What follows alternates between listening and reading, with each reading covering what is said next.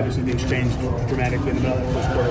What went sideways for you guys? Yeah, kudos to them. They did a great job pressuring us and pushing us off our spots, and were the aggressors. I mean, last game I felt like we started bad and then ended up being the aggressors at the end. And today we started on our toes. It's just about how can we sustain it for 40 minutes. What has stood out to you about Johnny Furphy's growth in the last year, both from during the season and what you've seen this summer so far? Yeah, his overall game. I mean, definitely how much time he's putting into his game and his body. I mean, he's like I said in camp, he's one of the strongest, most athletic dudes on our team, and improved since the day he stepped into our organization.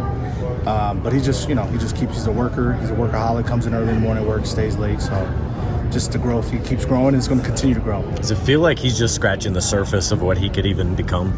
Yeah, 1,000%. Yeah. Do you anticipate getting Q back any more of these games later on? Yeah, I hope so. I mean, Q was good for us game one. He's getting better every day, so we'll see. With Johnny, I know Kevin said he had, I think, 20 pounds. How have you seen that kind of impact what he's able to do or the things he's able to be better at? See, the rare part that's good that Furphy has done, those 20 pounds, he's became more athletic with them, like jump testing and all the stuff we do. He does a great job with our strength coach. Eric works him out. But that's the hard part. It's like people gain weight and not be the same player. It's enhanced him where he can, great rebounder, finish at the rim, stuff like that. Balin's defense really stood out for the second game in a row.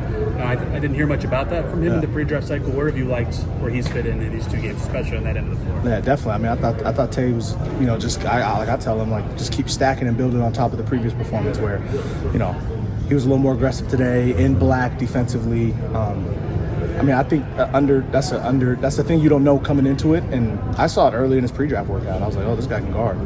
He fits well with us with that.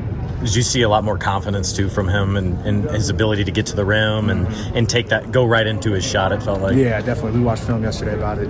Just telling him, especially with Q out, what was Q doing for us getting to the paint? When we get to the rim, good things happen for you or your teammate, and he's done that today. How about Kam? What has jumped out to you in the early signs? And is he available entirely? I know he was dealing with a hamstring. Yeah, do you have any? I know it's still progressing. Okay. He's getting better every day.